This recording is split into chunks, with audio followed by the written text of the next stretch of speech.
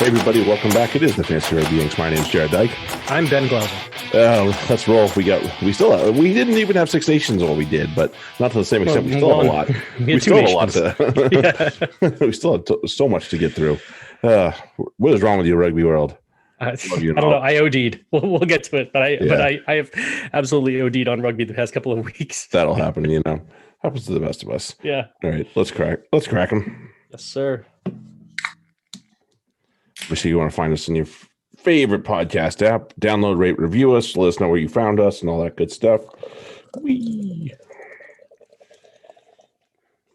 Buy Georgia beer. I know we're not there yet, but I'm getting in there. I'll take this part. Fantasy Rugby Geek does a lot, obviously, for the fantasy rugby world. If you're listening to us, you have used his advice, whether through us or because you're smart and went directly to him. So buy him a coffee, buy him a beer, whatever it is. You can find him on the Twitters. He doesn't exactly hide. He's Fantasy Rugby Geek. Tell him the Fantasy Rugby Yanks say hi. Yeah. Not that we don't talk to him on a regular basis. Grab your TRM upgrades while we're on this little break. I'll save you some time later on, especially because we're going to be in the thick of it going on the run-in here. Mm-hmm. We're going to be down. What are we down to? Week 15, 16, something like that? Yeah, there's only it is blitz time. Yeah, it's only half dozen weeks left or so. Yeah, grab that thing. It could get you over the top. Plus, it benefits the Restart Rugby from the RPA, so that's always good. Black Lives Matter, as always, on this podcast, and there's no room for racism. And it's really the thing. Obviously, in the news this week is the Chauvin's on trial. Which is what started this segment of our show. Yeah, in a way it is. In many ways it is. So, this whole incident. So, and I have to say about it, I'm glad that it's being televised nationally here. It's not being hidden away like a lot of the other similar trials that have been shown. So, there's a lot of sentiment, even among the people who are, the more conservative end of the spectrum are still getting to be like, yeah, you know what? Maybe it's not worth having. Like, this is what he did and all this, like, it's not worth having riots just to free a cop because he killed somebody. Like, so I'm hoping that this whole, bringing all this to the light and to the surface absolutely helps end this. It's a shame that it took this much, but yeah, it's a shame it took multiple, many people's lives. But let's get there and let's do our part. And today's a big day for transgender, and I want to get it right. And I know I almost messed it up before. Do is International Transgender Day of Visibility. Okay. So yes, that's today. Obviously they have a part in this too. That we can't be, absolutely anti-transgender in any way, shape, or form. There's a lot of people that just don't listen. I don't understand it to the fullest, but it's another person. So yeah, I say give them rights. Yeah, that's just me. It's one thing. I mean, it is one thing. Not to minimize it, but it's like if you're biased against skin color, somebody can't control that. Well, the same thing goes for transgender.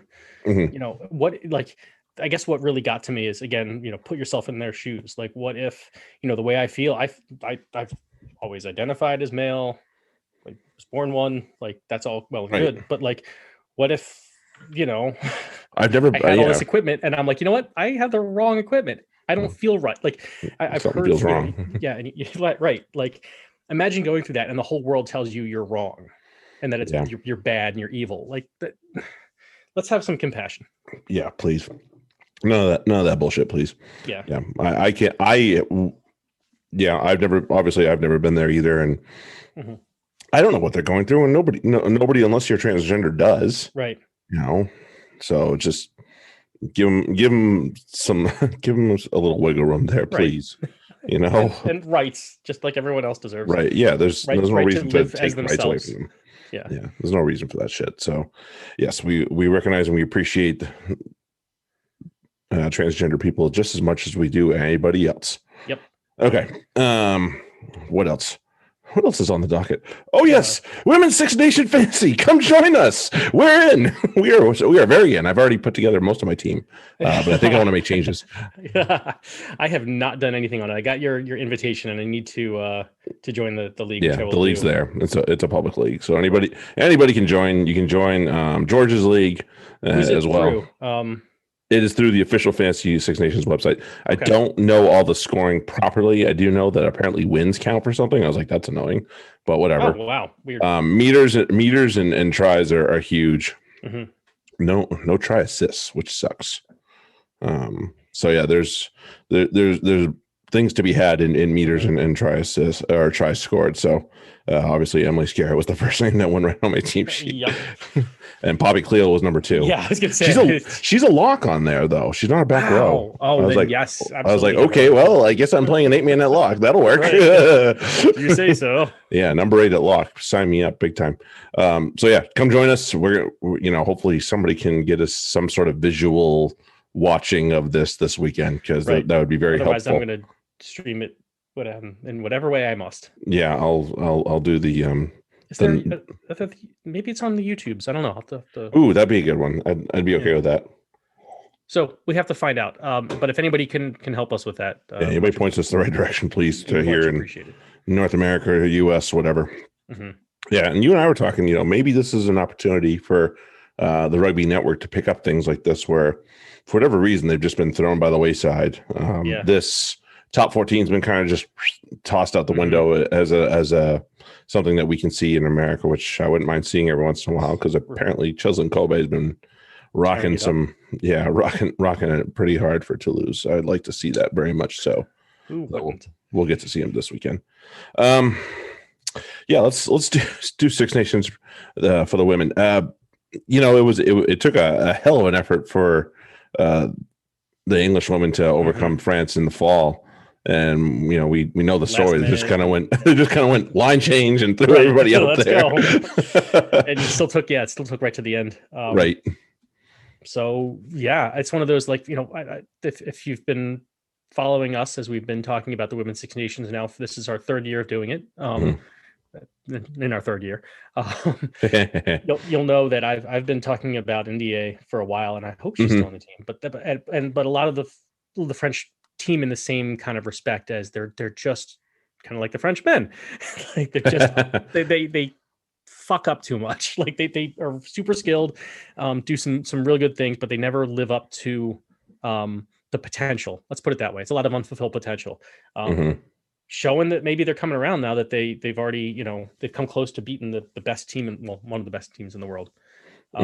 So yeah, it's kind of like what we expected. The men's Six Nations, it's England versus France really for it.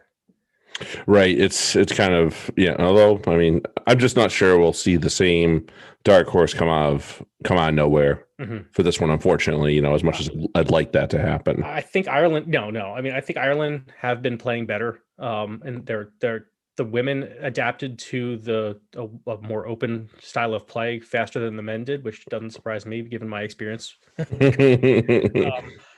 But I don't know that they're ready yet. And it's not that I'm doubting them. I just don't know that they're ready yet. And Wales and Scotland never really had much in the way of like development.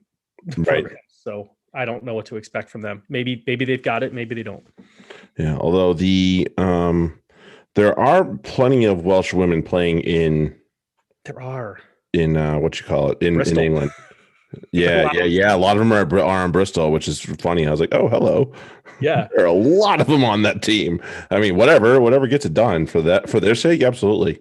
Yeah. So maybe that's again, that's the thing about women's sports, is there's so much untapped talent and potential.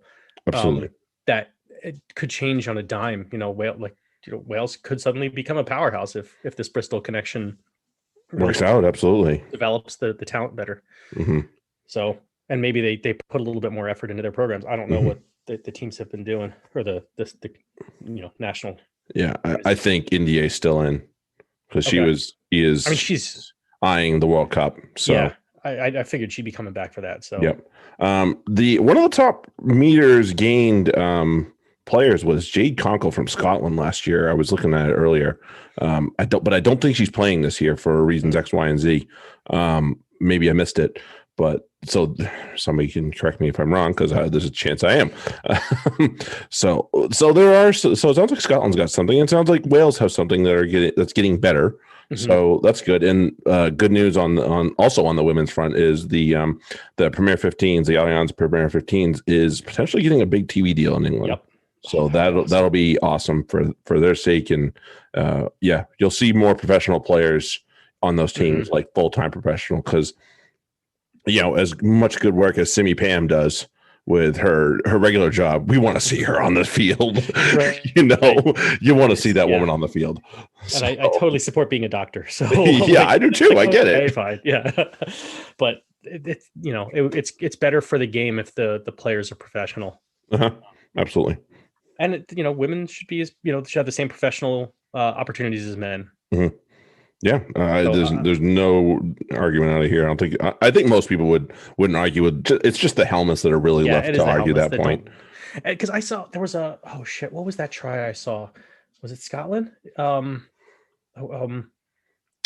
Shoot, where I just the ball movement from these players that and no, it must have been from the Premiership. And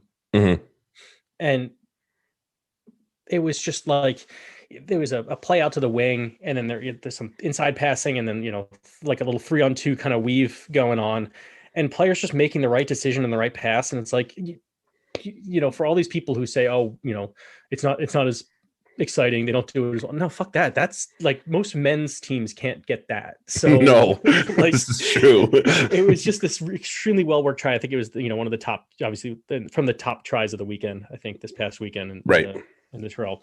Let me see if I can find it.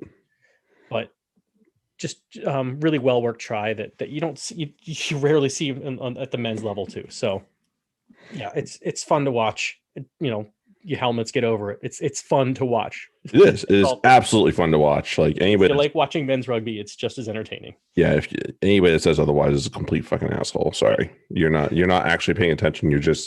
You think this is somehow going to take away from your league or you, which is even worse, which means you have mental problems you need to sort out. Yeah. But anyway, yes, that'll be great. I think, obviously we'll get a chance to watch more. Hopefully we get a chance to watch more of our girls that are on the Exeter squad. It was the Worcester Warriors women. That's who it was. Good for them. Good for them. They can finish unlike the men. Oh, yep. There you go. Right fucking there. Thank you.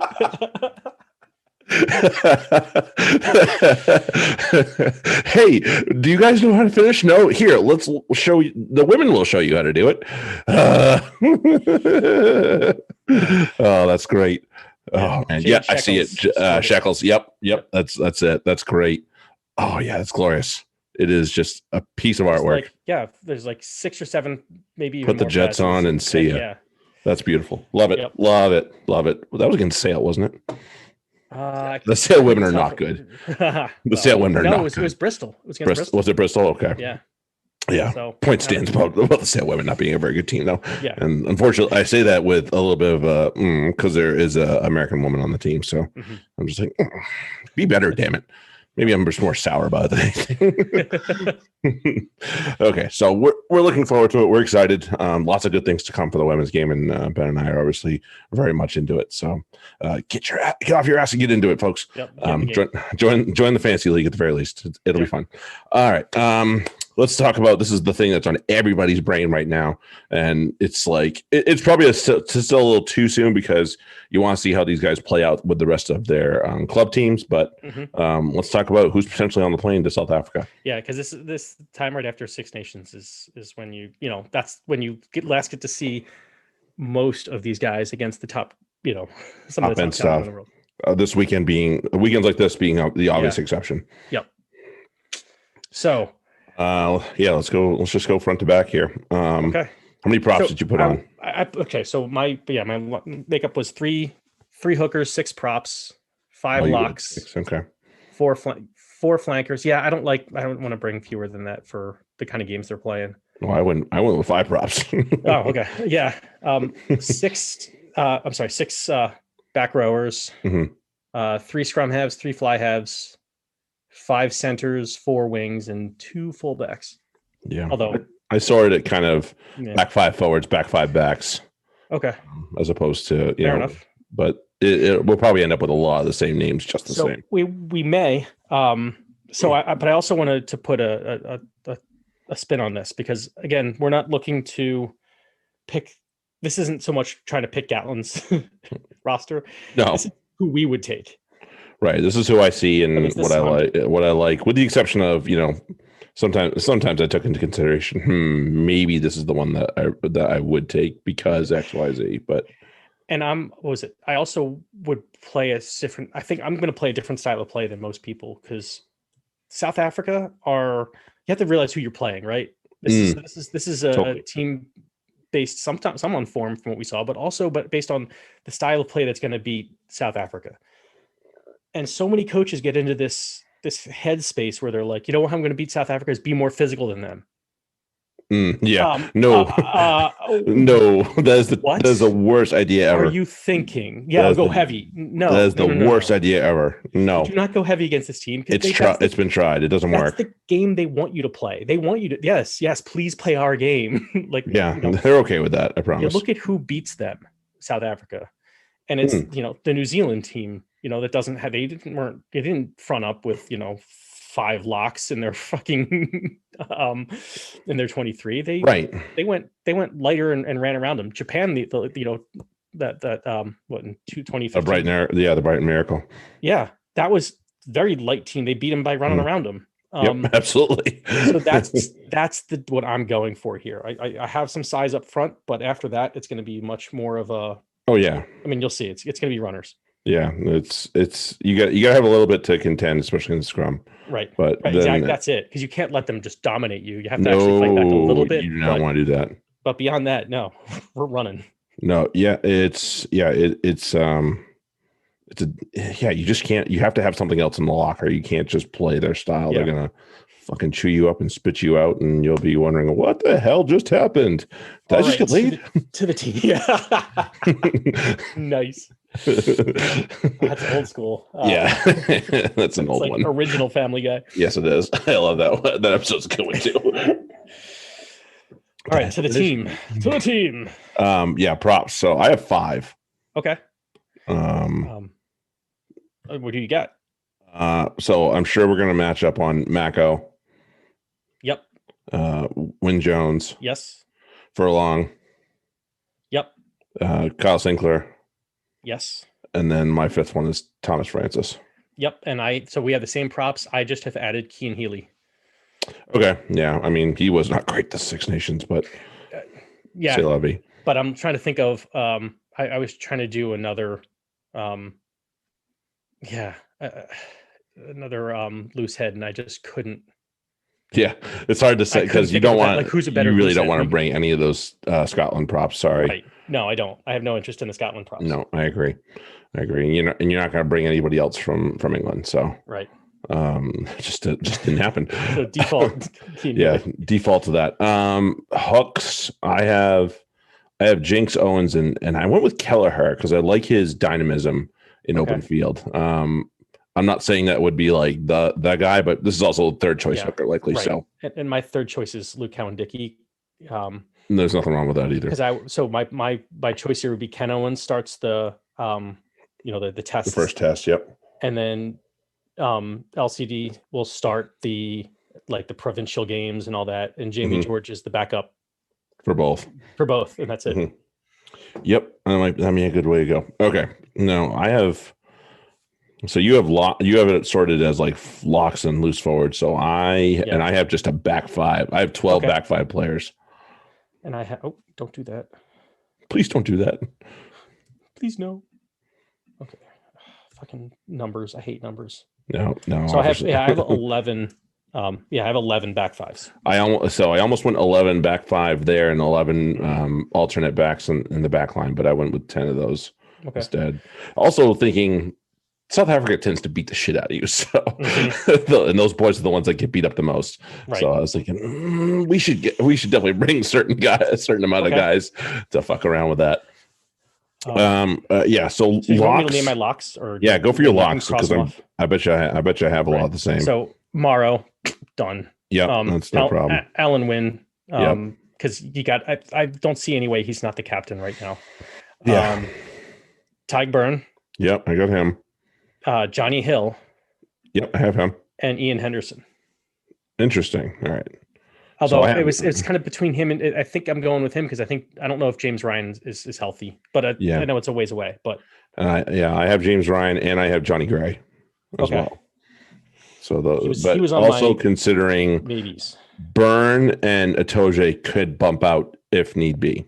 That was the other. That was my thing. I was like, all right, we have two guys that can be back rowers if need be. So I was willing to bring an extra guy for that sake. Although I don't want either of them at back row. Oh, that's in a pinch. That's not a let's do it right. Let's do it right off the bat. That's right. Oh shit, we have so many guys hurt. We only have two second rowers that can play. Let's bump one out. You know, don't want that. So my you got for back row here. Back row, Justin Tipperick. I have him. Hamish Watson. I have him. Sam Underhill. I considered him, but I put another bolter in there, not named Sam Underhill. So Josh Vanderfleer. Ooh, that's a good one.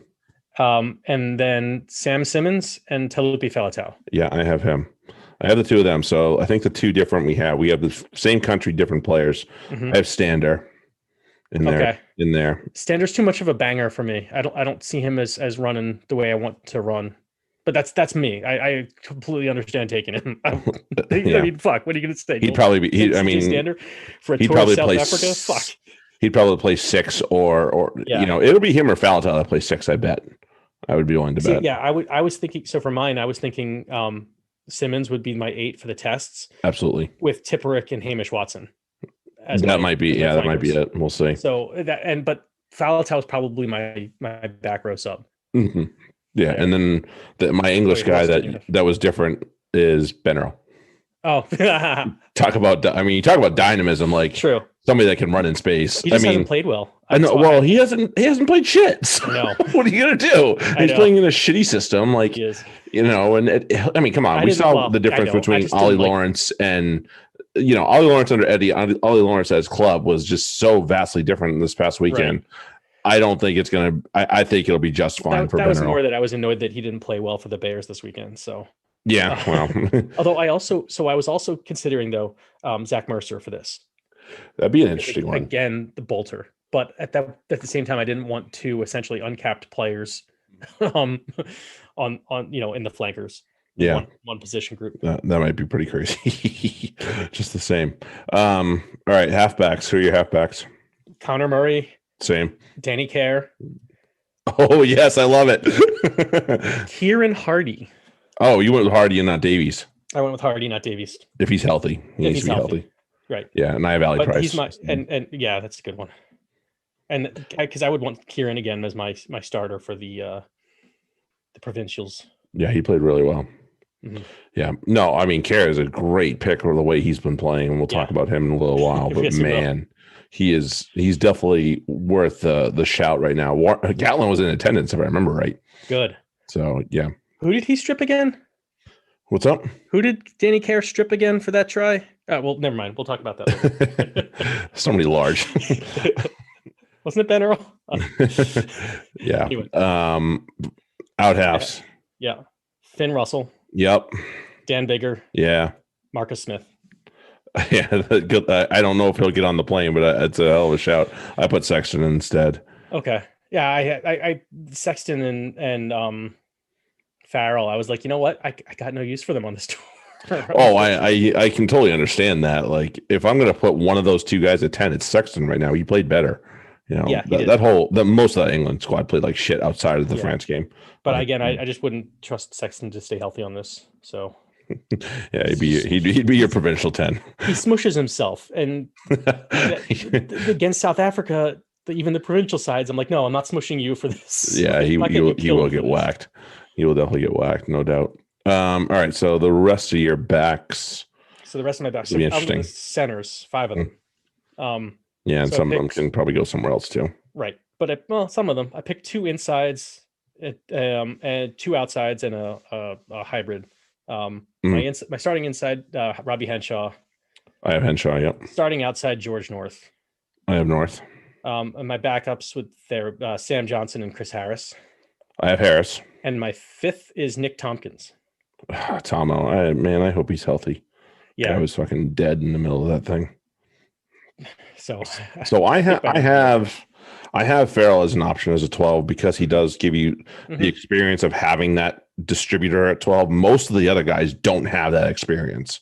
So if you wish to go that way, it does give you that option. It's not amazing at the moment, the form he's in, but it does give you that. So that's why that's the only reason I'd put him on the plane. Yep. And he's not enough of an attacking player, for me to have on this, again, the team that I'm trying to construct here. So I don't blame you. All right. Let's talk about those back three. Yep. Those beautiful, beautiful back three. Oh yeah. And I have Davies. Oh yeah. That makes sense too. He was on my list until I just couldn't, for some reason, couldn't find a spot for him. No, I think he was, because I have 37. And so I was like, I can't do 38. It's a little bit. That's a push. That's a push. I have 36. Considering he's going for 36. Mm-hmm. So then my back threes, because a lot of them can move around. Mm-hmm. My starters would be Duhan. Yeah, I have Duhan. And Louis Rees-Zammit. Yeah, I have my starters. Yep. Josh Adams. And I guess, Anthony Watson. I have Watson. Yep. Keith Earls. I have Earls. And Stuart Hogg would be my starting fullback. Yep. And obviously Earls and Watson can both rotate back to fullback too. So that's the movement I'd have there. Yeah, and I thought about Adams, and I think Adams for Davies is probably the swap in there. So a center for a wing, and that's not completely unreasonable by any means whatsoever. And I tossed around North, Adams, and Liam Williams, and I landed on North. Mm-hmm. So I mean, if I had to drop anybody from this, if I really had to buckle down to 36, it might be Anthony Watson. I did like the way he played. He was probably the best. I really did, but of those, like, I'm looking at of the different position groups that I have, and really, like, we could cover for that, for having to lose that. Yeah, I agree. Okay, so that's where we're at. We'll see how much of that looks as what it looks like, right, by the end here. But let's speaking of Six Nations, let's go to the end. The amazing end that Scotland provided us. What an end. Yeah. I mean, good on those boys for just doing it. And we saw freaking Duhan. Duhan has got to be on the plane. Like, end of story. Yeah. Oh, and no question about it. Just crushed it. Yeah, he's absolutely smashed at the Six Nations for sure. Just he's a monster. He's the same size as most people's 8 men. And to the point where I think I was, because you were traveling, so you missed the first bit of the game, and you were like, "Who scored?" And I was like, "I'm pretty sure it was a forward." Like, I was like, "I think it was a lock." It was really like a lock try, just out, like just wriggling over. Yeah, that's right. No, it was Duhan. I was like, oh, that's right. That's like, I remember thinking that. I was, yeah. And it's extreme joy for Scotland and able to get back-to-back wins against the French in Six Nations in a row. Mm-hmm. It's extreme disappointment for the French and just really not turning up. Right. It's just, and there's a huge. I was listening to Ben Kaiser a few weeks ago. Like, there's a big rift between top 14 clubs and the French national team. They're just not getting along, and without results in, coming along in terms of winning Six Nations, they're going to start to get a little bit peeved, and you might see similar issues to what you saw in the fall, and it might be more to an extreme, and that'd be really disappointing. So it's on the French to just pull their heads out of their ass and get it done. They was on offer for them. Scotland were not great coming out of the blocks. It's not like, it's not as if it was like in an out of control match for France. No, they just kind of, I mean, Fiku on the wing. Yeah, I'm over that usually. Like he's decent enough at 12, but you put him out there. It was like he wasn't really given a, he wasn't challenging Darcy at all. No, as year 11, like, yeah, that's just not the right position for him in the story. Right. So there was that, and Scotland, obviously to their credit, they fronted up. They wanted the game. But they did also just retreat into a shell. Like they weren't really playing expansive rugby either. It was a very tight match on both sides. Both teams were obviously nervous about it. And I'm not sure why Scotland were, to be honest, because once they opened it up towards the end, it opened up, right?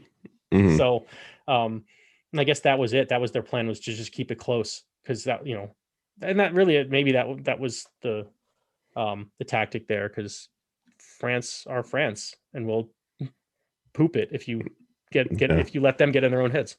Yeah, then they clearly did.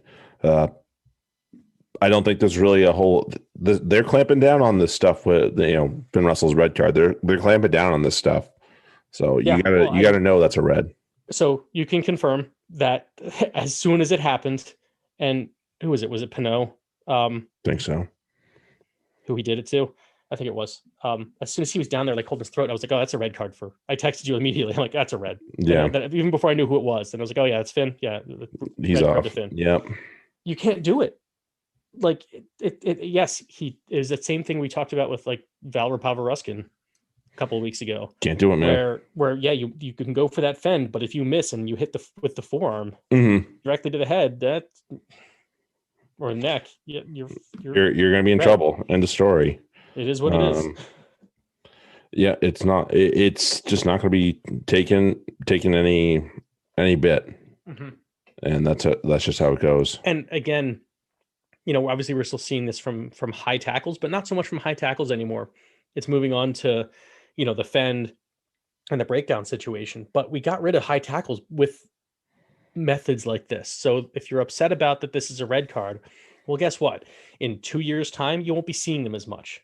So you got to deal with it till the players correct their behavior. It's yes, some of them haven't been trained to do this safely now under today's standards.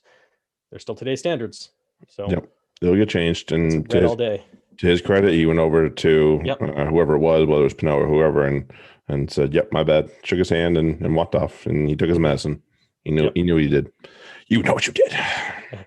So Scotland spoiled the party, and Wales are the champions. That's how she ends. Hey, bastards. Away we go. Hey, Wayne Pivac, good for you, buddy. You were seriously on a hell of a hot seat, and that's a hell of a turnaround. Only beating Italy twice and Georgia in your previous year to Six Nations champions. So that's not nothing. So that's a lot of work from the Welsh in general. All right, let's hop over to the Southern Hemisphere. Highlanders and Hurricanes. This had a lot. This had a lot, and I don't want to spend too much time on it because it ended up being mostly decisive. Yeah, it was pretty. Yeah, Jordy Barrett 30, Highlanders 19. Right. What are you gonna do? Like, yeah, Jordy just took that game over. And, yes, he did. Crashed Aaron Smith's party. Yeah, and, good for Aaron Smith, but yeah, shut our mouths this weekend about what we were saying about the best teams in on the island. Yeah, I know. It was but Jordy, it just he absolutely turned it on, no doubt. And Dean Cole's made a huge difference to this club as well. I don't think it can be understated, honestly. So they're back. So we'll see if they can start putting it together, if the Hurricanes can do something about it. Still missing the 10, but I like Corbin Ledger, but I only like him because he looks like Rafi from the league. I just think of him out there hunting for his second harvest, and that gets me through the game. Oh man, dude's just looking nasty. Rough. Yes, he is. And I think we'd be silly to just skip over Aaron Smith, most capped Highlander. And the presentation that the Highlanders gave him, and he hates attention on his face. He's just like, I am so uncomfortable right now. All right, you're all doing this. Okay. Can we be done with this yet? Yeah. But rightly so. The Highlanders gave him a hell of a show after the match, and you can see the amount of respect that goes to him from players on both sides of the park there, and it's a lot to him. And he started off way back when, and he got himself into some trouble doing some silly things in bathrooms and stuff, and he's sorted it out. To his credit, he sorted it out, and he decided, you know what, enough of this screwing around. I'm going to be the best 9 in the world, and he is damn near close. DuPont's right. Well, it's not fair to him that DuPont has overtaken him. It's like it's not that Aaron Smith's done anything wrong. No, DuPont's done a lot right. Right. So it's a load of credit to Aaron Smith and what he means to that club and what he means to the All Blacks and just and rugby in general. Yeah, just he's a hell of a leader, and he's a hell of a person, especially in that club. So good on you, Aaron. That's a hell of a job. And Highlanders, good for you for putting together what you did, because that showed how much he means to that club. Popping over to Chiefs and Blues. I know you said you kind of fell asleep on this one. I was like, you know what? I'm good. I don't need to seem like I thought this was going to go heavily in favor of Blues, but nope. Nope. Okay. This was a very good match at that. I'll have to revisit it. Yeah. D-Mac obviously got the winner at the end there, and that was huge. But there was so much between. The Chiefs fronted up. This is the first time I've seen them really front up like this for 80 minutes. Yeah, it was technically a comeback, but it's not like the Blues ever got that far out of touch. Yeah, I mean, they only scored 12 points in the match, so it's not like they really, No, and I don't think there's any spots for Peter Gasoakula on this team, even though he came off the bench and returned. I think Luke Jacobson should hang on to that 8 jersey for a while. Very much agree. I'm not a big fan of Soakula. He's on my list along with Quinn Tupaya, who played brilliantly in this match. I will say that. That's it. I gotta not watch. He was absolutely amazing in this match. He was a problem for the Blues. So okay, that's good. If you can a lot of it went to him. Yeah, because I mean, he's been one of those guys who it's like, oh, great, you did something great, and then you just turn the ball over. He's one of those, like, you do anytime he does something positive. Like, there's usually a silver lining or a dark lining to his bright cloud. Like, anytime he does something good, he fucks it up and doesn't. So he's been a drive killer. So if he's actually contributing more than he's fucking up. Yeah, nine defenders beaten, 89 meters gained. Yeah. He can see 2 turnovers, but that's really what it is. It's not so much that he's been one of those who get 9 defenders beaten in 89 meters, but like 5 turnovers and 10 penalties against or something. Not that many, but more than you'd want from a 12. Right. So I'm hoping he's sorted some shit out. Yeah, he had 1 missed tackle out of 10, so that's pretty good as well. Bad. So yeah, he had himself a match, no doubt. All right, let's go on up to the northern hemisphere, northern hemisphere. Gloucester Exeter. This was interesting for a little while, for quite a while actually, but this was a full change Exeter team. They plan on putting all their eggs into next weekend. Exactly. So Stuart Hogg was obviously away as well along with Gray, so it didn't matter. So they were just like, screw it, let's just play a B team so we can keep everybody rested. Because also most of these guys, like Sam Simmons, hasn't got much of a rest. No, he hasn't. I don't think Joe Simmons has. Like, these guys have been playing a fuck ton.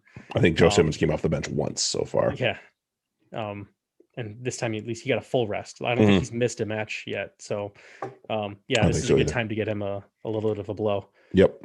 Especially with the guys he got in reserve. Maybe not so much Tuima, but Armand and Capstick, who've been getting runs, but they're not going to play with Ewers and Vermeulen and all that for some reason. So I really like Capstick, so I hope we start seeing him more than the other guys.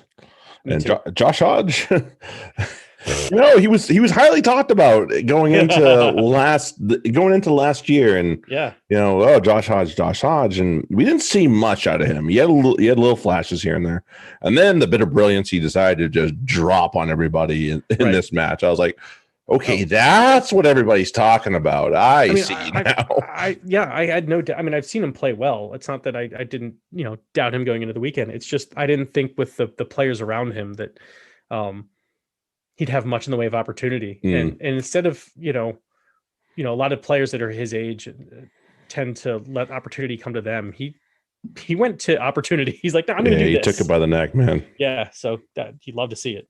Yeah, well done to that boy.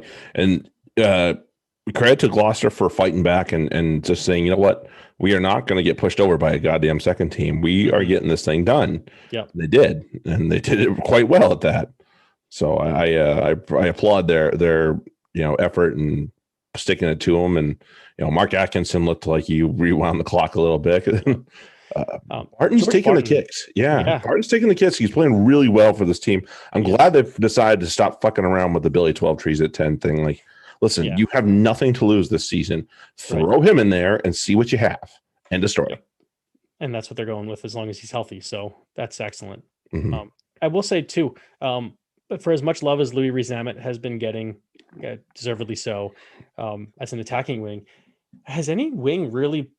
I mean, he shut down Cordero, which, Cordero's, still building himself, but that's a guy who will twinkle toes around you in a second. Yep. And Louis is like, nah, I'm not even breaking a sweat container. Got you. You are mine. So, which just, makes me think of, him versus Kolbe on the tour. Yeah, that should be interesting. Yeah. Should be interesting. Yeah, good boys. I don't know if there's going to be a spot on this team for Willie Hines. I think he's moving on, isn't he? Anyway, so it doesn't matter. Yeah. So it doesn't really matter. But yeah, they're fine between Chapman and Barney. Yep. They have the old man Simpson to kind of rein them in and keep the kids in line. Yep. They'll be fine. I like him. I like him too. So yes, the Gloucestermen do get it done. They get a 34-18 score, and on we go. Let's go. Oh yes, let's do this. Let's go to Ashton Gate, and I don't have the words for this match because this was fucking bananas. Well, you called it game with 12 minutes to go, and I was like, I don't know. I thought it was. Yeah. I thought it was. I was like, oh, that might be it. I was like, do you remember who's on the other side? Yeah, the Joe Martian try. I was like, that might do it. That was it. Yeah. So it's 13 minutes to go, 12 minutes to go. Yeah. Mm-hmm. And then the penalty try. Oh yeah, I know that kind of just opened it up. I was like, oh boy, you just opened up the wrong door. Right. Because then you just open the door and here comes the Bears pack just to bully them over. And Callum Sheedy. So I know we're getting way ahead of things, and we'll go back to the rest of the match. But I gotta headline this with Callum Sheedy, the ice water flowing through his veins. Absolutely. As he kicks the conversion, I don't remember even that he picked up the tee. He kicks it, takes a look at the ball to track its flight, and then just starts walking over to the Quins to shake their hand. Whoa, dude. Yeah, he's got the ice water. I think Martin Gillingham asked him a couple weeks ago about, what do you have in your veins? Is it ice water? It's just like, this guy has got some nuts on him. He does. God. Clangers. Yes, he does. And they're... This is a fantastic 9-10 battle right here between Urine and Sheedy, who are obviously clearly informed, and also Karen Smith. People are banging down Gatlin's doors to put them on the Lions tour. Whether it happens or not is a different story. But I was like, damn, this is a great. Yeah, if you want a good match to watch and show somebody, please show them this match. This was amazing. This had everything. Danny Carey with a drop goal that just so nonchalant, just like. Yeah, this will do. From distance too, if I recall. It was outside the 22. It's not bad. Yeah, for just a drop right off the breakdown. I was like, "What are you doing?" I was like, "Oh, you did that?" Yeah, fine. I thought it was just a fucked up. At first, I thought it was a fucked up box kick, but then I saw the trajectory, and I'm like, "Oh shit!" That's what he did. Nope, that's a drop goal. And as we mentioned before, the rip from Earl on the right on the try line. Yeah, poor boy is rusty. Yeah. But he'll be fine. He'll be fine. No, that's right. I mean, the thing is, Care didn't outmuscle him. He just had good position on him. Like he just it was, kind of should have. I think it was a fairly loose ball. I don't think our boy had control of it so much, and was ripped away. I think he was still, Trying to it and all that. Yeah, trying to handle it a little bit. Nine has no business ripping that. No, he shouldn't. But it was a good rip by Care. Yeah, he's stronger than he looks. And then of course we had the return of Semi Radradra. And he returned all right. Yes, he did. He looks to be in form, like he hasn't missed a beat. Mm-hmm. Good Lord. That offload. That's mean. Offload. It was dirty. That's mean. That's so mean. Players. He took out 3 fucking players. No, that's mean, man. That's not nice. He threw the shoulder into the guy trying to tackle him from the inside, who flew backwards and took out another player coming behind him. And then was it Esther Three Stooges shit, yeah. Just couldn't wrap him up, and kind of fell off. Mm-hmm. Fuck yeah, took out Smith, Care, and Esther Hazen in one go, and then just the casual offload was it Morahan? Yep. Streaking through for the try. Fuck yeah. Yeah, kind of good. Kind of good. So this is something we might see again. Fitz Harding. Yeah, we're the pod is very big on this kid. Yeah, I like what I see out of him for sure. Young kid, 21. Bristol. Is there anybody you see on Bristol now that you're just like, I don't know about this guy? Like, at this point, I'm not sure you can make that case. Really, I think from a fantasy perspective is one thing. Like Henry Purdy and Luke Morahan, I'm kind of like, but they still, I'm not running out, banging down their doors. But put them on the field, and yes, yeah, they're playing. They're playing a part of the system, and they're playing in it well. They get what they're doing here, and Pat Lamb's done a really good job of that. So this is a match I think we might see again come into the season here. Yeah, but I mean, once again, Bears are showing championship cojones. Yeah, they know what it takes. Yeah, so I like it makes me feel feelings going into this weekend. Mm-hmm.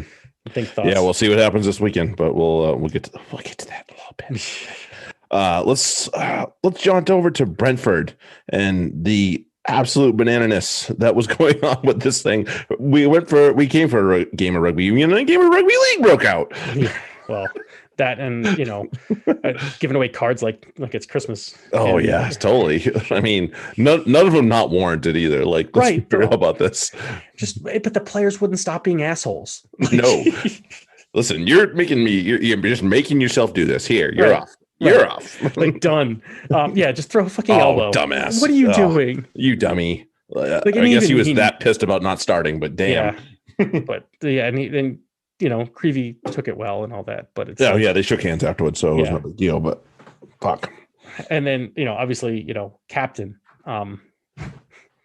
Jules. Yeah. Jules. The 2 yellows, and especially once you're on a yellow, like just if you know you're on a yellow, don't be that stupid, man. Yeah, and a lot of guys were just being dicks even after that. And it's like, even after Yules got his first yellow, it's like, look, the referee just laid down the marker. Like, this shit ain't flying. Knock it the fuck off. And they didn't get the message. So no. And we absolutely pasted Matt Carley for not listening to his ARs and his TMO the other week. I'll give CMK credit. Like he was gonna walk away with penalty only on, I believe it was Yules, and was talked into. Nope, I would give a yellow, and he said, "All right, fine, let's give a yellow," and that was it. You mean on that wasn't on? I think that was Muir. Maybe it was Muir because he was. I think that was the one where he he came under to looking to possibly field the kick and under. No, that wasn't it. That was not it. It was a tackle. It was Yules. It was Yules' first tackle. So okay. No, it wasn't that. I think he landed all right. I think he went with the right direction as well. Yeah. Okay. But fuck. Yeah. And it just got stupider and stupider, but got dumber and dumber as we went. Right. And then it ended in Thank God for all of us. Another match. Yeah. Rogerson was good in this match. And I think we have to give props to Will Muir. He's been on fire. He has. You know, like I don't know. He and McConaughey are friends from the Seventh Circuit, and they've clearly had some sort of conversation in the meantime. Yep. So good on him. He stepped in without missing a beat. And Sam Underhill and Zach Mercer just work so well together. Oh, do they ever? It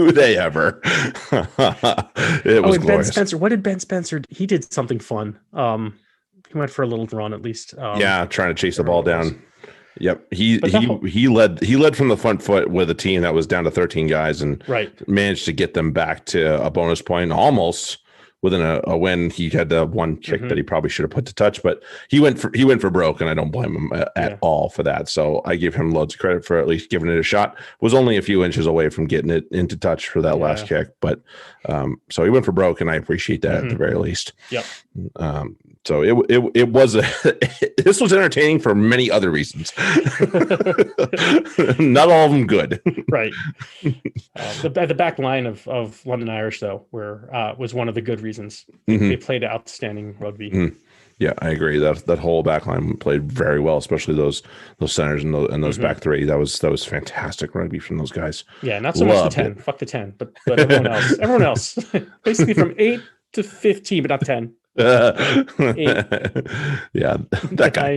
Not that guy. 11 to 15. Fuck that guy. And then we talked about. Let's go over to six ways. We talked about what happens when Northampton doesn't have to play such a goddamn tough opponent. Yeah. Well, cue Ollie Slateholm scoring 4 tries. 4 tries. Jesus. That's mean. It was pretty mean, and it probably would. I mean, Furbank played. I think he had a try of his own, but he had to come out. Let me see. How much did he play? He only played he played 20 minutes, and had a try. Like this could have been that much worse because Freeman is Dingwall come on at that point. I think Freeman came on, but it doesn't matter really. Maybe it was Dings. I think it was Dings. It was Dings. Freeman came on 10 minutes later. He played 50 minutes, so. Freeman played amazingly too. The try on the setup for the Alex Mitchell try was awesome. I was like, that is creativity right there. That's awesome. That was glorious. I enjoyed that greatly. And poor Worcester just couldn't get out of their own way. No, Ollie Lawrence played well. I liked it. Joe Batley going for I mean, first off, a lock play in 8, but then to bust some moves like that. Much fun, much respect. Yeah, awesome. I like the way he played. Yeah, we talked about Lawrence just playing very well. Kovacic played pretty well in this match. Yep. Also, yeah, I mean, and we talk about guys that are just kind of teams are just trying the red. Yeah, trying the red. I don't know if there's something for that, like a Gordie Howe hat trick, but yeah, I'm sure there's something in there. Yeah, and Solomons and Thomas, they're both just like this season is lost, so they're not holding back on much. They've got players playing that need to play, and that's it. Yeah. They haven't been shy about throwing Finn Smith in there now and again, which is good. Only going to help the young boy. He's only 18. I mean, geez, this is only going to be good for him. So there's good things to happen at 6 ways. They're just not going to happen during this season. That's just how it is. C'est la vie. Let's jump over to the Rico. This was an extremely disappointing result, especially with all the yellow cards that they couldn't help but get on sale. Good Lord. Oh, yellow. You get a yellow, and you get a yellow, and you get a yellow. Like, God, man. Well, yeah. And not questionable ones, just like all being dicks. Yellow. Fuck right. You. Yeah. So I so mad at this match. Yeah, I was too. This is, I think it's safe to say that Jimmy Gopperth's best position is not 10 anymore. No. It hasn't been for a while, but no. I think this match kind of just put it right in everybody's face. Like, nope, he should probably not be playing 10. Let's keep him at 12 and keep him there and keep him happy. Okay. Yeah, he's doing a lot better than Le Bourgeois there. So absolutely, yeah. I don't care for Le Bourgeois that much. Right. So, and there's a lot of good that was happening with this lost team pre-Christmas, really, and then it just all is falling apart. I mean, Alfie Barbary is still one of the best things that's happening with this club, hands down. But Atkinson's still kind of feeling his way through it. Odago came back, which was good. But yeah, Atkinson's still feeling his way through it. He's what, 19, 20, whatever it is. Yeah, 20. He's a puppy. Yeah, he's a baby. Umaga's not been in good form.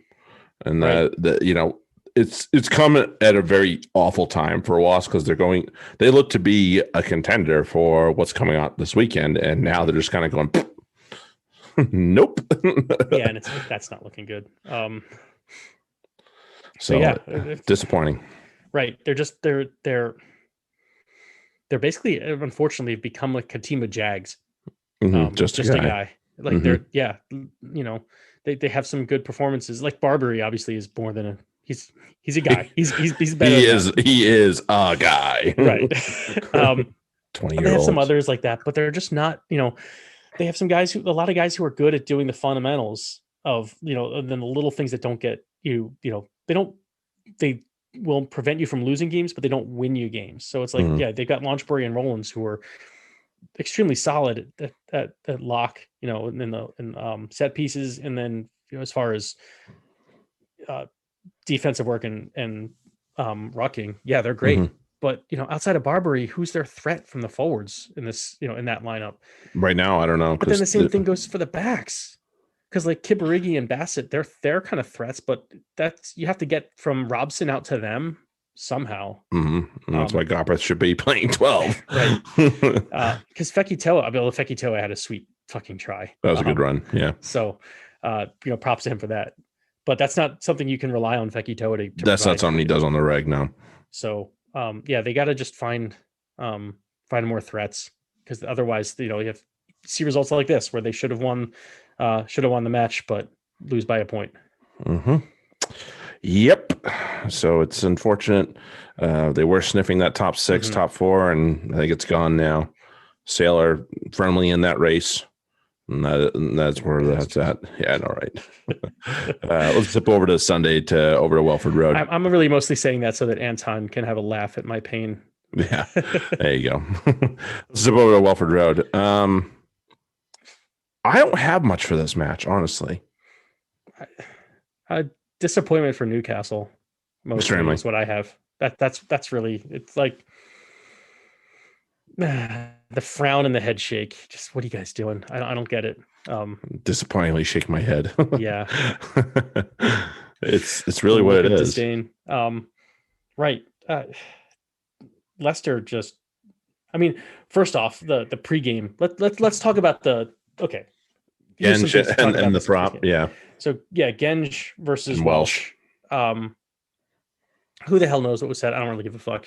I know, I'm sure Genge was a little wound up by something, and then Welsh came over to try to sort him out. glad people got in the way. But then fucking Jasper Wiese. So okay, here's my question for you coming out of this match. And I don't know, maybe the sanctions have already been announced, but shouldn't Jasper Wiese get fucking banned again? I would bet he's been banned. Let me double check here. Because this was his first match coming back off of a ban for that high tackle, or for the high hit in the ruck. And then he comes back, and in a similar circumstance, so it's in from the side and dangerous. This reckless. This time he dislocates Welsh's shoulder while he's hitting him. Somehow didn't collect a card for that. I don't understand that. But then he ends up getting carded anyway for a similar. I'm pretty sure it was a similar coming in from the side offense. No arms on that one, yeah. With no arm, like, I'm sorry, but so you've now seen a player who drew a red card for this offense, a 4-week ban, comes back and does the same thing twice in one game, earning a yellow card. He's got to be suspended. Yeah, I don't see anything for him. He probably isn't going to play much this week anyway. So right, and yeah, maybe, I don't know if that has anything to do with it, but I'm not as much as I'd like some of the things he does. That you can't be doing shit like that. No, you can't. Yeah, I don't see much. Dean Richards is apparently very peeved that he's gone unpunished, so I don't blame him for that at all. I would be fucking furious. For as much as Welsh, he deserved to get, he deserved that hit. but not the result of it, right? Like No. not the injury. Certainly a little rib tickle, yeah, for being a douche pregame, but that's really as far as it should have gone. Yep. Agreed. Yeah, we'll see. We'll see if Premiership does, if RFU PRL do something about it, but we'll find out. Otherwise, and to be fair, there is a fine line between sending a message and playing, dirty, because it's and I totally understand that we certainly straddled that line. But then to do it again on someone else later, that's really what pisses me off. It's like, no, you just haven't learned anything. Okay, it's not like you were inaccurate with something you did. You're just a fucking douche. You're just a Dune. Yeah, okay, that's what I had to say about this match. Agreed. No argument on me. Okay, let's do a quick recap of the Free Jacks. They get their first win of the year. Yahoo! Fuck yeah. Doogie Fife for the winner. Yeah. Doogie Fife for the winner, like 10 minutes or 5. No, right off the. No, that was the mall. Yeah, that was the mall. Oh, yeah. Jansen got that. Right. But yeah, Doogie Fife was amazing in this match. Not that I don't miss Waka, but he definitely made it feel like he wasn't missing. To have them both in. Yeah. I agree. I totally agree. So I will look forward to seeing them in action this weekend. Yes, I'm excited. I'm extremely excited. But quick whip around as well. NOLA beat New York 51-28. DC took down Atlanta. Tusitala is amazing, by the way. 30-23. That was awesome. He plays amazing. Too bad he's already been capped by somebody else, but oh well. Yeah. Utah took down Toronto 39-24. Toronto's struggling. They're 0-2 now. Austin and San Diego. Austin 11, San Diego 14. Yeah. No, they don't live in Canada right now, unfortunately. Right. I texted you. I was like, where the fuck's Chris Robshot? I completely forgot he got suspended for the Baba stuff. I was like, oh yeah, right. That's right, dummy. Right. This is totally good. I didn't even think of that. But yeah, so Austin did not play well. San Diego totally deserved this. Their subs came on and just made a huge impact. And then LA. Seattle 57-26 pounced them. So here's the thing. I no longer feel too bad about losing to LA. No, I don't. They just beat them they just pantsed Seattle. My goodness. Yeah. I don't know. So and we'll do this and then we'll move on. Dicky Lottie, did you think he did a whole lot for Houston? Their Big 13? I didn't watch the match. I did. I haven't seen the whole thing. And that was bad. I did not think he did a thing, and he somehow ended up. Chiefs, I definitely did not watch. Yeah, okay, fair enough. Yeah, well, when you watch back, tell me if he did a whole lot that was worthy of Team of the Week, because he somehow got in there. And I would be willing to bet there was at least one other center that did way better than him. So that's just my thoughts. Yes, he's big. He carries the ball, but whatever. Right. That doesn't mean shit. Champions League roundup for the Prem. I just got edged out by 0.8. 0.8. Damn it. You were able to I could have farted and yeah, right. I didn't play a lock, and that might have been the spot to do it, but I wasn't sure who I would have dropped for it. But c'est la vie. Right. It was I'm not super sad about it. That was a decent performance considering who I had to throw in there. Right. Yeah, you were able to topple Anton pretty easily, 128.89. Justin and Carrick got into a pillow fight and Justin won. And then a track meet for between George and Duncan. Duncan won. Duncan's kind of waiting out of it in that league, but still fighting. Championing Super. George paid Duncan in that one too. George got the better of him that time. Same thing for Carrick and Justin. Justin was able to win that one as well. Looks like you got the better of Mark, although that's a pillow fight right there. And then I just laid a fucking complete disaster, and Anton housed me, so that was not good. Oops a daisy. But this week we have Champions League, and with the news of what's going to count for what, I'm basically just playing Party Crasher myself because I'm 0-2 and there's only one more match week for the standings that counts. So I'm not sure what. Yeah, I don't even know where I am on that. You are 2 and you and Duncan have got a spot locked. So hell yeah. You're playing for positioning. The other conference is a little bit tougher with Anton, George, and Carrick all within a shout. Mm-hmm. I'm not sure. Even Mark, depending on what the matchups look like, Mark might even be within a shout too. So that conference is mostly wide open. So that's good luck to you guys. I'm gonna sit over here and just try and play Party Crasher. Okay, let's go to the starts and the sits.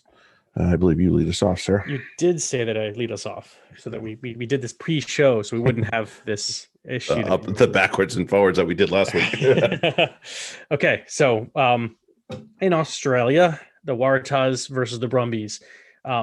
This is, Taz, what, they just fired their coach, if I'm not mistaken. They just fired Penny, and it sounds like it was super unjustified. Everybody said that the chairman's the guy to blame. Well, yeah, so I don't know what to make of that exactly. But either way, they're playing like absolute dog shit. They're at the bottom of the points against, and the Brumbies are at the top in fantasy wise. So that should kind of tell you sort of a direction. Mm-hmm.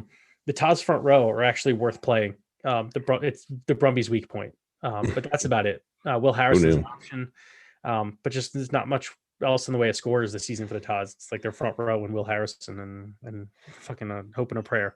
Yeah. On the other side, for the Brumbies, Noah Lalacio is a very, very tasty option this week. He's quite good. Muirhead, Mackenzie Hansen, they're all good to go. And anybody else who's in that starter sheet. Yeah, Mac Hansen's been playing crazy stuff this year. Rebels and Reds. Reds are top 3 in points against, but the Rebels have some good stuff. Frank Lamonti's playing halfback, and he is a halfback, and he's playing on the wing. I know the Reds are tough, but it's worth the gamble, especially in a pinch where you might be missing your halfback. Mm-hmm. Aaron Smith's on the bench this week, so that he might be one of those guys. Michael Wells is quietly scoring very well for the men from Melbourne in Izzy Naisarani's place, so I'd go ahead and play that.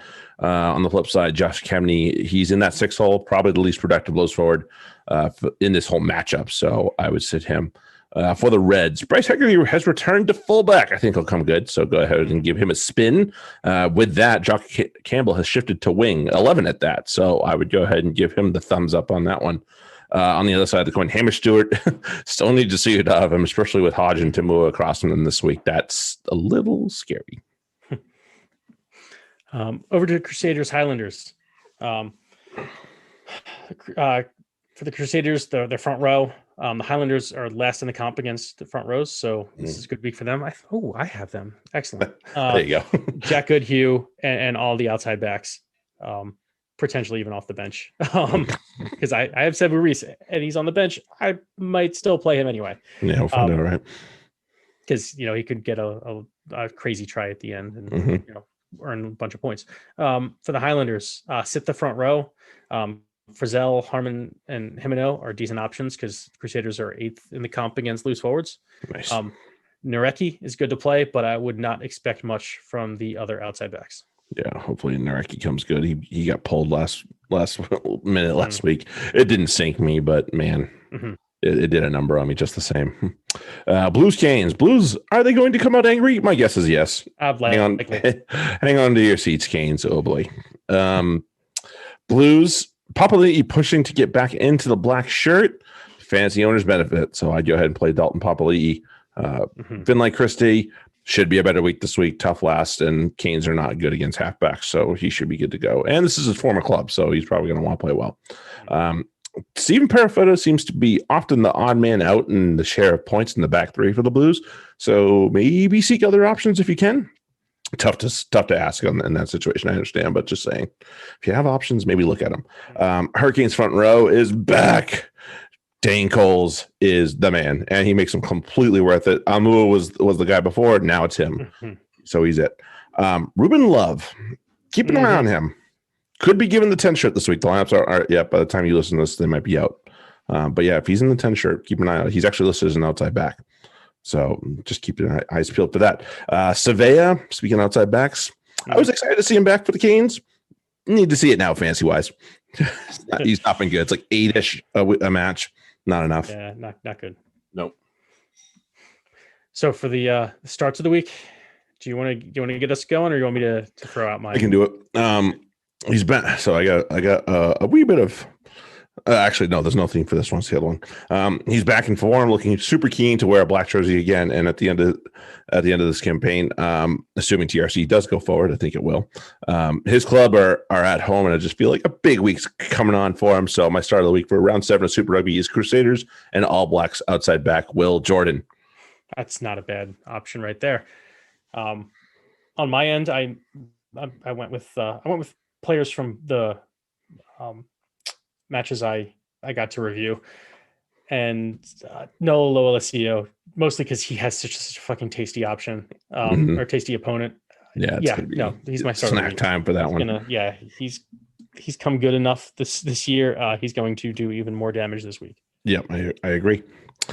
Sit of the week, I like this kid a lot. I think his coach was hard done by last week with getting a sack, but that's how it goes. Some nice things aren't going to get easier for his club, and it's going to be a tough. It's just going to continue to be a tough way for him. This week is going to be tough for him in particular points wise. So my sit of the week for round 7 for Super Rugby is toss 10 Will Harrison. All right. I don't disagree. He's like as he said. He's an option, but I think he scored like 7 against these guys last time they played. Yeah, that might have been in Sydney. So right, yuck. My sit of the week is from the Crusaders Highlanders. So I'll go back to where your start of the week is from. It was in Canberra. And I'm just not expecting it this week from Mitch Hunt. So give him a break. Give him a rest. Yeah. Oh man! All right, Champions Cup, woohoo! Let's have fun. All right, so I guess I'm kicking us off here too. Yeah, Friday night. Leinster versus Toulon, not a bad matchup, right?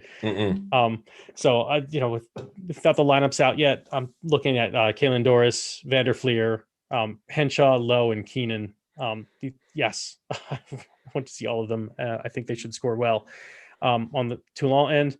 Again, not sure if Vieira is healthy, but that might be a problem for him. If he is, he could be a problem on the pitch.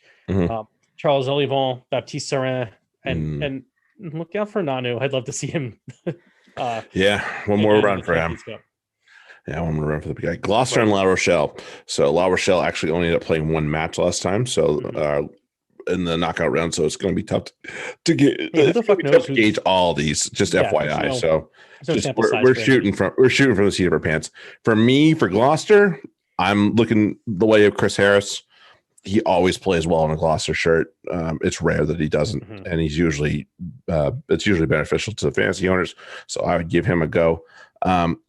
If the scrum half's Willie Hines, I would not do it. He's just not getting it done in fantasy land. So. Not really. No. And with 16 teams, you can find another option. Just go looking somewhere else. Okay. Make a trade if you have to. I'd do that. Speaking of, on the other side, La Rochelle, Caraballo, he's a live wire on the ruck. So I'd give him a go. The last time they played in Champions Cup, he got 80 odd meters in that match. So that's a thumbs up. I know they played at Edinburgh, but still, Edinburgh are usually pretty good defensively. So, and then also Aldrit. Should continue in good form. I think it's going to translate. So go ahead, give that a go. On the other side of the coin, Ehio West didn't look great in the limited time we got to see him, and I would find another 10 that's not him if I were you. Shit, I might find one on a bench. So in a match that probably won't be as good as the first one, to be perfectly honest, at the Rico, Wasps Claremont. Might be a shit show. Right. Could be a complete shit show. For the Wasps, fantasy wise, I'd start their front row and Paolo Odogwu are really it. Because everybody else is kind of at a gotta see it. So you should have plenty of options that are not on the Wasps. On the Claremont end, I'm just not, again, they don't have the players that are that you can for sure trust for points, especially because Wasps defense. Now, Wasps aren't going to score much fantasy wise, but they're also not going to give up much. They're actually a really strong team in the Prem defensively. So that really fucks things up on the Claremont side. So Yado, Camille Lopes, Penot, and maybe Matsushima, but they're shutting down outside backs. I don't know. I wouldn't rely on them only in a pinch. Yeah, maybe Raka. Yeah, maybe. He's a house. All right. This should be another tasty one. Munster and Toulouse in Cork. This should be fun. Is it Toulouse that's missing like a fuck ton of people? I don't know. There's one of the French teams is just like I think they were looking at emergency backs because they were Yuck. I hope not. fucked. I want to see these guys advance. It may be in the Challenge Cup. But I can't. I hope so. Keep it there. Keep that business there, please. I want to see a good match here. Munster and Toulouse. Anyway, for the Munsterman, Tugburn, he could be in the loose forwards and has been immense, and he's listed as a lock. So I would give him a go if you haven't noticed. Mike Haley can eat up meters with the best, and even against this top opposition, I would give him a thumbs up as well. Yeah, it's Toulouse. They're missing 9 backs this weekend. Oh, so there you go. Mike Haley's a go. That sucks. Either Munster midfield, don't like what's in front of them. Just don't like. Whether it's Dialende or Farrell or Scannell, whatever it is, I'm not really excited about them as a fantasy asset. So I'm not sure I'd play either one of them. Well, speaking of Toulouse, the one guy I was going to definitely highlight was Guiton, and I think he's out. Yeah, so there you go. Well, if he's healthy, playing at 13, I like him, but we'll see. The back row of Toulouse is not something that scores well. Elstad being the big one to consider. I think he plays in that 6 hole, which is not a great place to find fantasy points. So I would avoid that as well. Yeah, good luck with Toulouse. Yeah.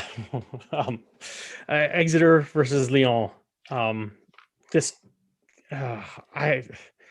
Knowing what Exeter bring, especially that they're at home, especially that they're fairly rested. Yeah. Look at Sam Simmons. Obviously, if you have him on your team, which you should, you're starting him. Joe Simmons, as much as I say, don't play. I don't expect much from him. This could be a day where he goes for a run. They play definitely a different style in the Champions Cup, so this might actually be a good opportunity for Joe. Sit whoever's at 9, and then whoever that back 3. It's obviously Hogg. It's got to be O'Flaherty because he's on form. And right. The question is it Cordero or Woodburn at the other wing? And whoever it is, play him. They'll do well. Go. Yeah. I'd even consider if it's Woodburn starting and Cordero on the bench, I'd consider, starting Cordero in a pinch because he makes guys miss and they'll make their wing replacement fairly early. Mm-hmm. Knowing Rob Baxter as I do, we're tight. Lyon, their front row, Joe Taufetti can go for a run here and there, and that's points. Baptiste Couillou, and the flankers, I'm not quite sure about. Cretin and Fainga, maybe, but again, it's Exeter's defense, so yeah. I'm not. They're a hard maybe. We'll see. We shall see. Racing at Edinburgh, no Finn for this match, but Francois Trenduc should be fine.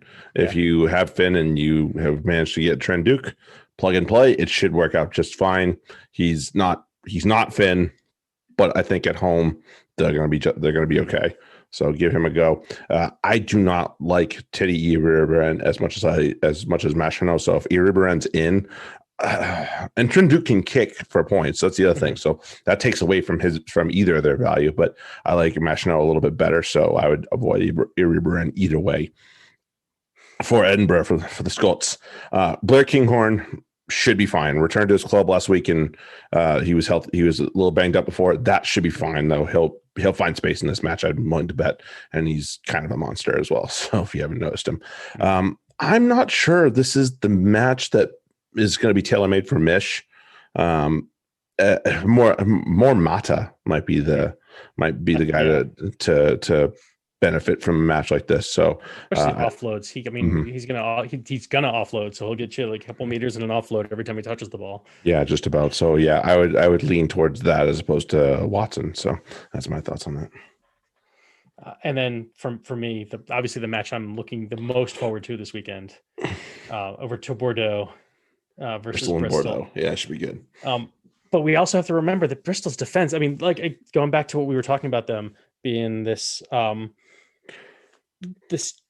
putting in championship efforts in situations. Bristol, their defense is, especially fantasy wise, is just solid. So yeah, it's scary. And Bordeaux don't have they have a couple burners, but they're not overly threatening 1-15 as much as some teams that Bristol have been shutting down are.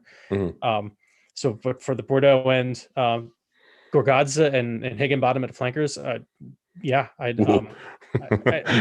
just said to start a Georgian, so yeah, there you go. Take that for what it's worth, because it's worth a lot. Sit Wokey, Jalibert, if he's healthy, I'm not sure if he's going to be back. He had a head knock, so who knows? I mean, it's France, so he's probably good to go. But even if he's not, hopefully not. And Santi Cordero, just as I said about Mata, you get you get points, or no, not so much Mata as the other Cordero, Facundo, his little brother. His little brother.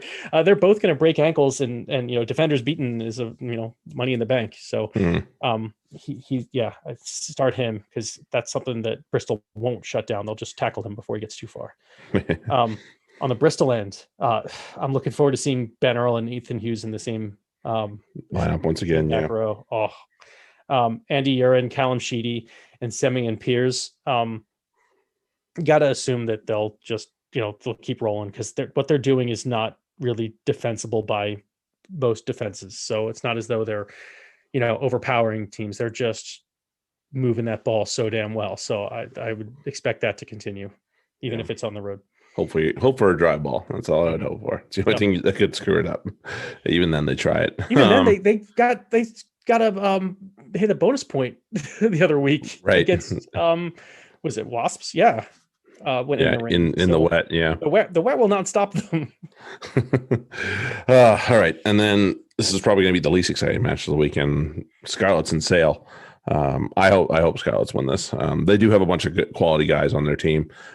Garrett Davies or Hardy, either one, I'm okay with at the halfback. The other Davies, Jonathan, I'm not sure this game's going to translate to him.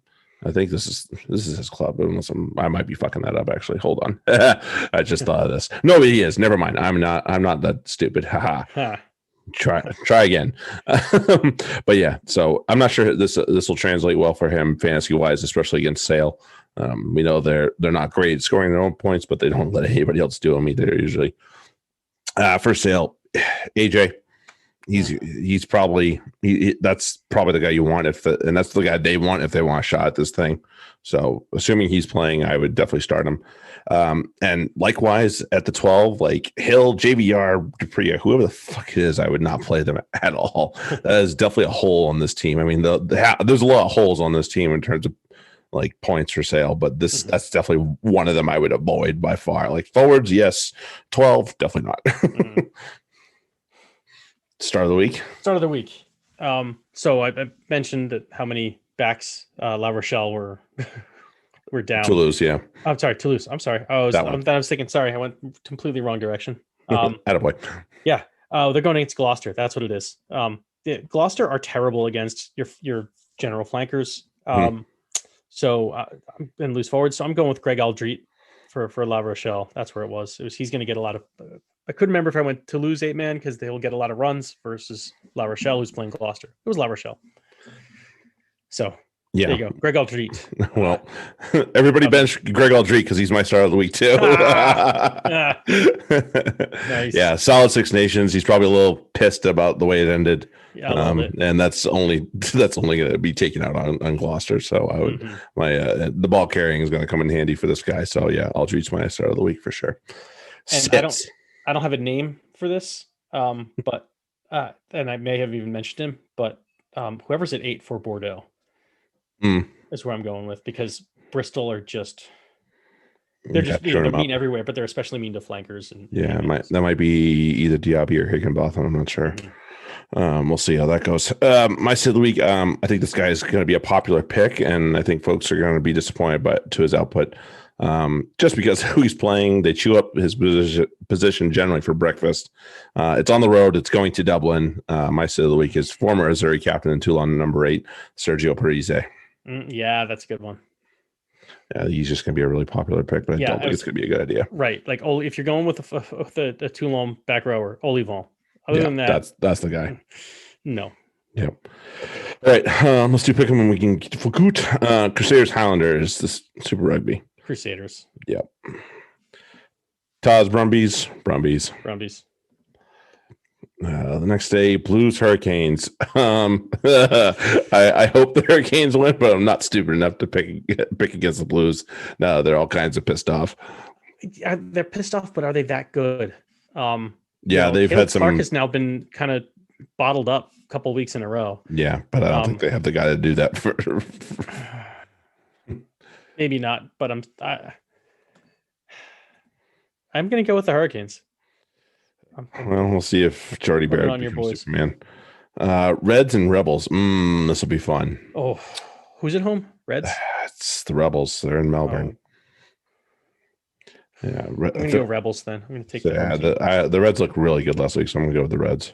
Okay. We did slip in some Australia rugby over here. You did? Don't let them know. I'm not saying shit. Champions Cup, Leinster and Toulon. Leinster. Yeah. Toulon's got some talent, but Leinster's just going to be too good in Dublin. Right. Yeah. Gloucester, La Rochelle. La Rochelle. Yeah. Sorry. Because Gloucester, I mean, I guess they put everything they have into this, but what do they really have? Right. I hate to say it that way, but yeah. Sorry, Skivington. This is not going to be your year. Yeah. Wasps and Claremont. Claremont. Yeah. Going to back those boys. Because Wasps are just not, they're not in winning form. Yeah. Munster, Toulouse. Well, this would be an interesting matchup without that little bit of news. Right. Toulouse are missing all 9 backs, including some of their best options. So Munster. Man. Yeah. Exeter Lyon at Sandy Park, Muddy Park. Exeter. Yeah, Muddy Park. Lyon going to be, what is this? Well, they should be. Listen, French pitches aren't much better. Like the grass pitches are shit because they're public fields for the most part.